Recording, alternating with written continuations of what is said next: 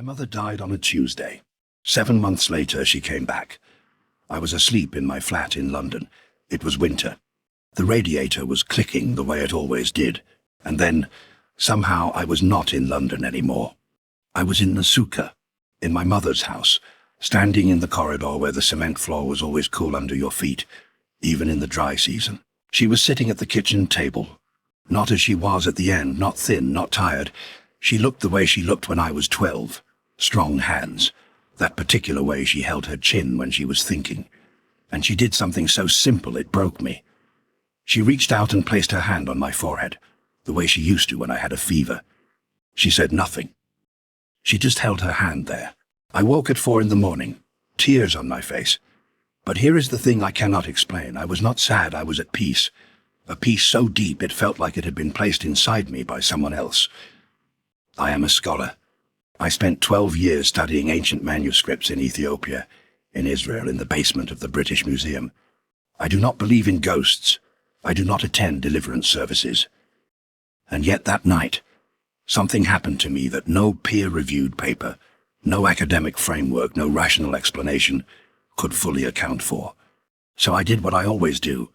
I went to the oldest texts I could find, and what I found there is what I need to share with you tonight. Because if you have ever dreamed of someone you lost, someone who appeared healthy, whole, at peace, someone who communicated without words, and you woke up feeling something you cannot describe to anyone who has not experienced it, then what I'm about to tell you is going to change the way you understand that moment. And it begins with King Solomon. Let me start with a number, because before we open any ancient text, I want you to know something about the world you live in right now. In 2023, the Pew Research Center conducted a survey of over 5,000 American adults. The question was straightforward. Have you ever been visited by a dead family member in a dream? 46% said yes. Let that settle. Nearly half of all Americans, in the most technologically advanced nation on earth, report that a dead relative has appeared to them in a dream. Not 46% of churchgoers, not 46% of people in rural villages. 46% of everyone. Doctors, engineers, atheists, truck drivers, university professors. Among black Americans, the number is 54%. Among women, 56%. And here is the detail that silenced every skeptic I have shared it with.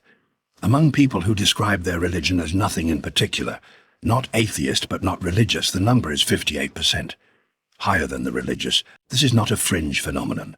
This is not something that happens to vulnerable people in moments of grief. This is one of the most common human experiences on earth. It crosses every border, every language, every belief system, every level of education. And yet, remarkably, almost nobody talks about it. Your doctor does not ask about it. Your pastor may tell you it is a demon. Your therapist may tell you it is a hallucination. And the ancient world would look at all of them and say, you have no idea what you are dealing with. Let us start with what Solomon actually wrote, and I need to be precise here because what most people know of Solomon's words is incomplete. Dangerously so. Open the book of Ecclesiastes, chapter 9, verse 5. These are traditionally Solomon's words, written in his old age. Listen carefully. For the living know that they will die, but the dead know nothing. They have no further reward, and even their name is forgotten. Their love, their hatred, and their envy have already perished. Never more will they have a share in anything done under the sun. The dead know nothing. If you stopped there, you would conclude that Solomon taught that the dead are gone, finished. No consciousness, no connection, no return. And many scholars do stop there. Many pastors quote this verse and say, the dead cannot visit you. What you saw was a demon. Pray against it. But Solomon did not stop there. And this is where most people have been given only half the truth. Turn to Ecclesiastes chapter 12, verse 7, the final chapter, Solomon's last word on the matter. Then shall the dust return to the earth as it was, and the spirit shall return unto God who gave it. The spirit returns to God, not to nothingness, not to oblivion, to God. The Hebrew word here is ruach. It means breath, wind, spirit. It is the same word used in Genesis when God breathed life into Adam. Solomon is saying that when you die, the breath that God put in you goes back to him. The body decays. The Ruach goes home. And now hold both of these in your mind at the same time. The dead know nothing, and the spirit returns to God. This is not a contradiction. This is Solomon being precise in a way that most readers miss entirely. The dead have no share in what happens under the sun. They are not watching your daily life like a film, but their spirit, their Ruach, is not destroyed. It is with God, somewhere, in some state we are not told to fully understand, unless you read what comes next. There is a book that most Bibles do not include. It is called The Wisdom of Solomon. Catholics and Orthodox Christians recognize it as scripture. Protestants removed it during the Reformation, but it was part of the biblical canon for over 1,000 years, and it is attributed to the same voice. Open The Wisdom of Solomon, chapter 3, verses 1 through 7, and listen to what this text says about the righteous dead. But the souls of the righteous are in the hand of God, and no torment will ever touch them. In the eyes of the foolish they seem to have died, and their departure was thought to be an affliction, and their going from us to be their destruction. But they are at peace. They are at peace, not destroyed, not unconscious, not gone. At peace, in the hand of God. And then verse 7. This is the verse that stopped me cold when I first read it in a library in Addis Ababa 23 years ago. In the time of their visitation, they shall shine, and run to and fro like sparks among the stubble. In the time of their visitation, I need you to hold that word, visitation, because we are going to come back to it. And when we do, you are going to understand why I have spent the last 2 decades unable to let this go. Now, I want to take you somewhere most Western scholars never go. I want to take you to the Quran, because Solomon is not only a biblical figure. In Islam, he is Suleiman, one of the greatest prophets, and the Quran says things about sleep and death that will make you sit up straight. Surah Az-Zumar, chapter 39, verse 42. It is Allah who calls back the souls of people upon their death, as well as the souls of the living during their sleep. Then he keeps those for whom he has ordained death, and releases the others until their appointed time. Read that again slowly. Allah takes your soul when you die, and he takes your soul when you sleep, the same process, the same taking. And then he decides, if your time has come, he keeps the soul. If not, he sends it back. The classical Islamic scholars Sa'id ibn Jubair and al-Suddi took this further. They taught that when people sleep, their souls are taken to the same realm as the dead. The living souls and the dead souls meet, and then Allah separates them, returning the living to their bodies and keeping the dead in his care. This is why Muslims are taught to say upon waking every single morning, all praise is for Allah, who gave us life after he caused us to die, and unto him is the resurrection. Every morning, after every sleep, because in Islam every time you wake up you have been resurrected, and in that space between sleep and waking, your soul was somewhere else, with the souls of those who did not come back. Now, I need to take you even deeper, into a text that most people have never heard of, but that has shaped Western mysticism for 700 years. The Zohar, the central text of Jewish mysticism, the Kabbalah, written in the 13th century, drawing on traditions that claim to go back to Solomon's era and beyond. The Zohar, Volume 1, page 183, Section A, teaches this. Sleep is 1/60th of death. During sleep, 59 of 60 parts of the soul leave the body. Only 1/60th remains, sustaining physical life. And the rest of the soul, the vast majority, journeys upward, into the world of spirits, the world of the dead. And the Zohar says explicitly, a person will sometimes see visions of the heavenly worlds in his dreams, and they will speak with the deceased and recognize them. These will reveal to the dreamer teachings about the Garden of Eden. The deceased appear. They are recognized. They reveal truths. They teach. This is not a fringe mystical fantasy. This is one of the most studied texts in Jewish intellectual history, and it describes in precise detail exactly what millions of people experience every night. And it describes in precise detail what happened to me in my flat in London when my mother placed her hand on my forehead. But I have not yet told you the oldest piece of this puzzle, and this is where the hairs on the back of my neck stood up the first time I connected the threads. In the ancient city of Nineveh, in what is now northern Iraq, archaeologists excavated the Library of Ashurbanipal. This is one of the oldest known libraries in human history, dating to the 7th century before Christ, roughly the same era as Solomon's temple. Among the clay tablets they found was a text called the Iskar Zaqiqu, an 11-tablet manual for interpreting dreams, the most comprehensive dream interpretation guide from the ancient Near East. And here is what nobody tells you. The word Zaqiqu, the name of the text, the name of the god it is dedicated to, means spirit, ghost, the being who moves between the world of the living and the world of the dead. The Mesopotamian god of dreams was literally the god of ghosts. The ancients did not separate these two categories the way we do. For them, the realm of dreams and the realm of the dead were the same place.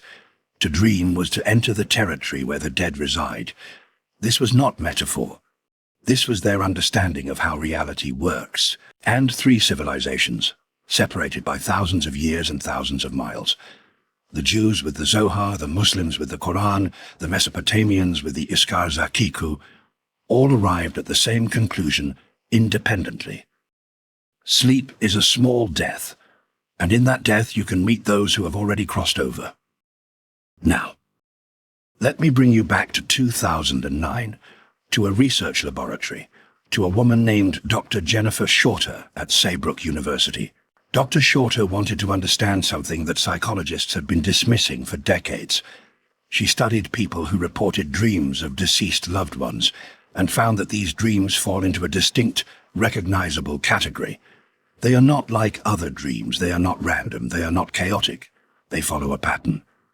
And the pattern has 4 characteristics. First, the deceased appears healthy and whole, not as they were at the end, not sick, not dying.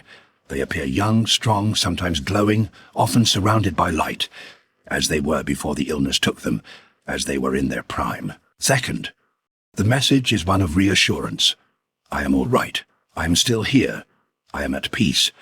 And this message is communicated not through words, but through a knowing. The dreamer does not hear the deceased speak.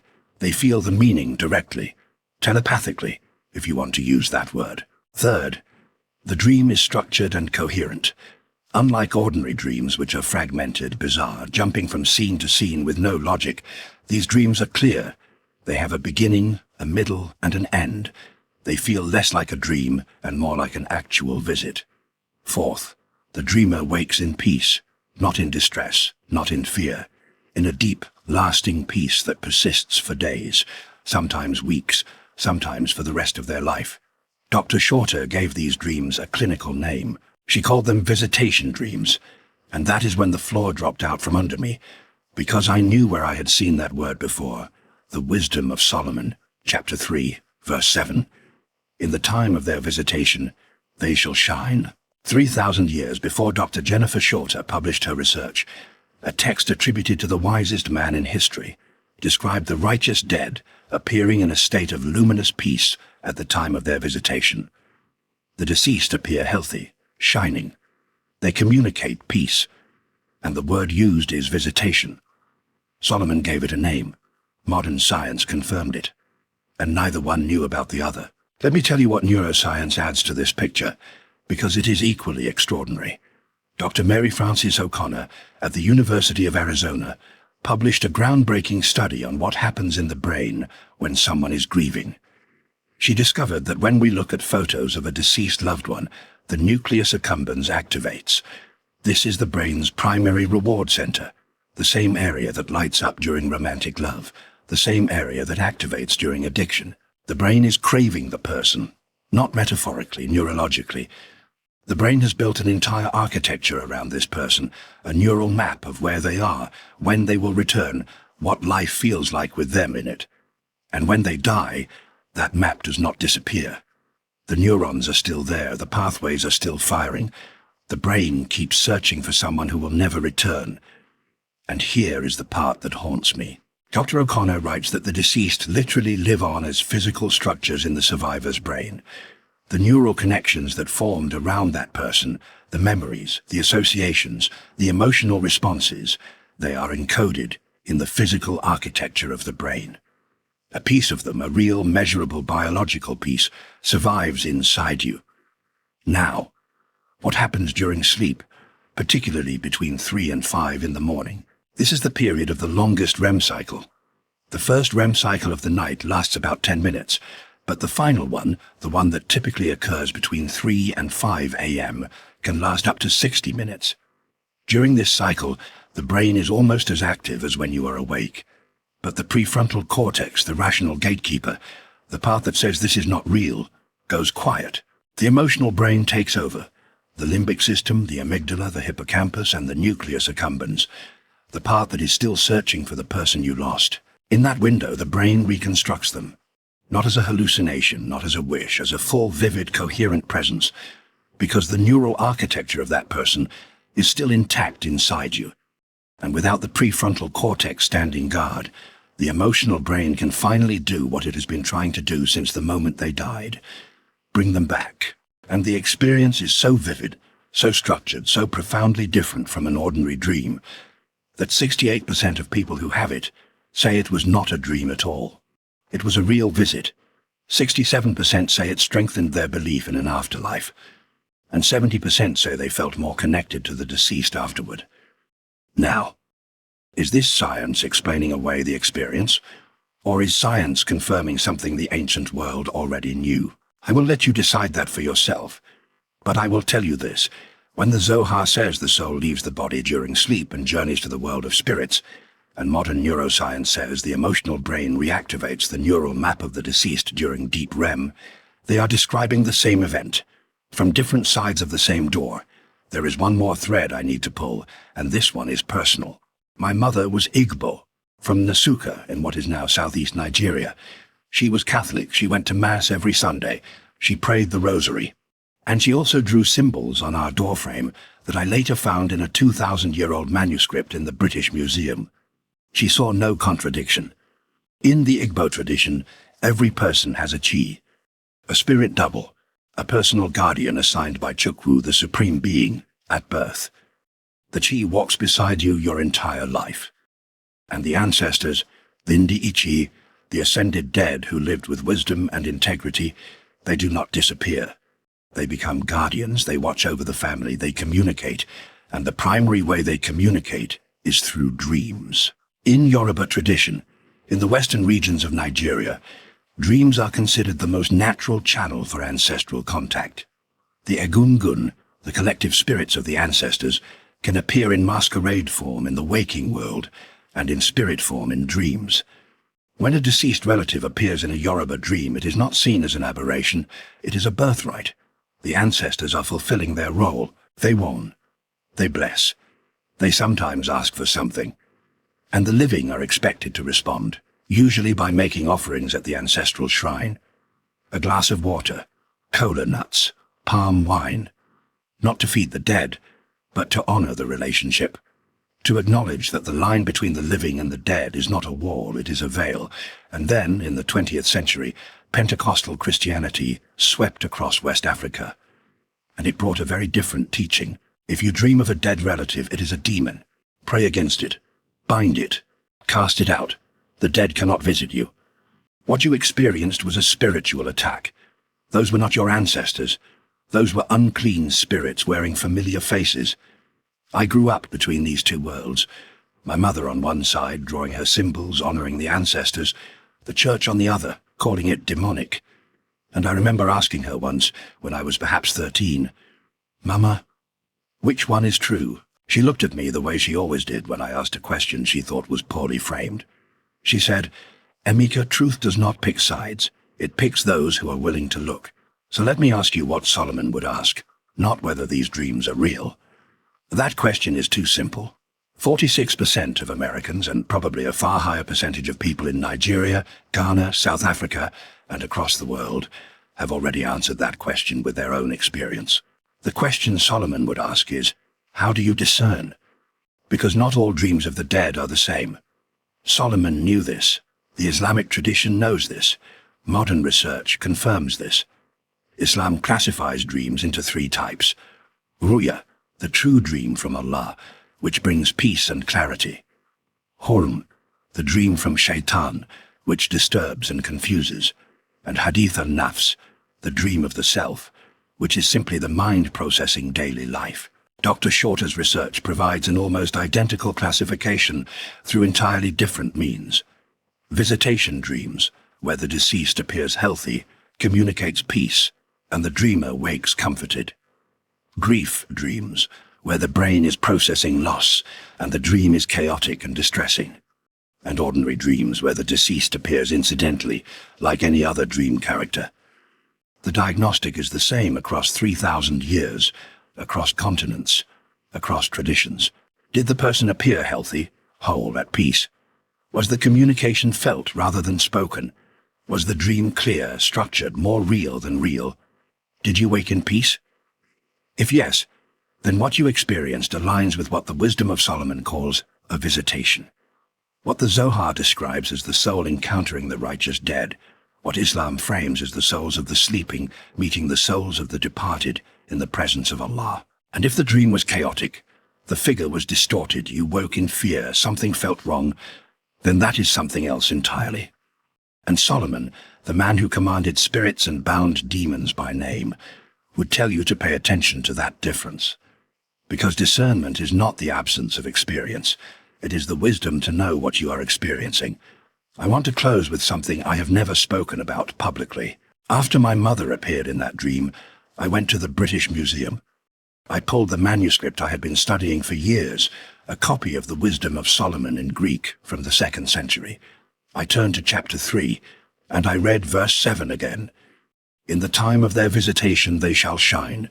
And I thought about her, standing in that kitchen in Sukkah, strong, young, radiating something I can only call light, communicating without words, placing her hand on my forehead.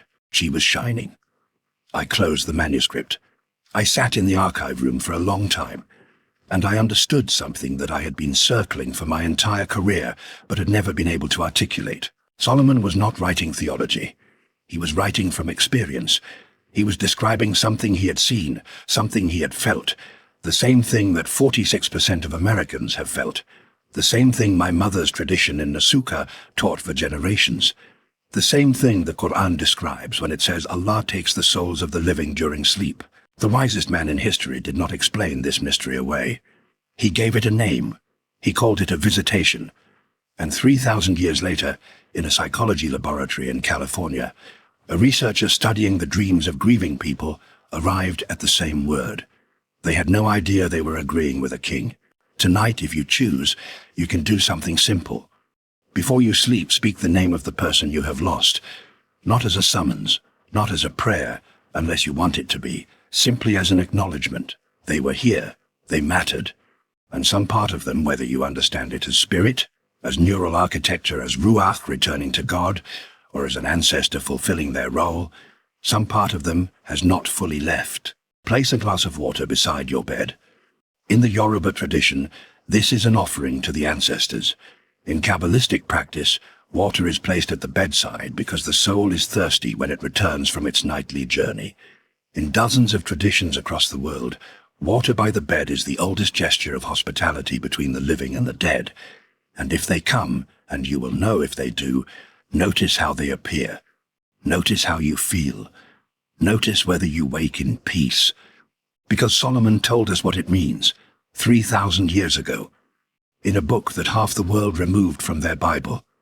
In the time of their visitation, they shall shine. What you do with this is up to you, but I suspect, if you are still listening, you already know. Sleep well tonight, or perhaps do not sleep at all. Perhaps tonight, stay awake a little longer. Read Ecclesiastes chapter 12. Read the Wisdom of Solomon chapter 3. Read Surah 39, verse 42. And then close your eyes and see who is waiting.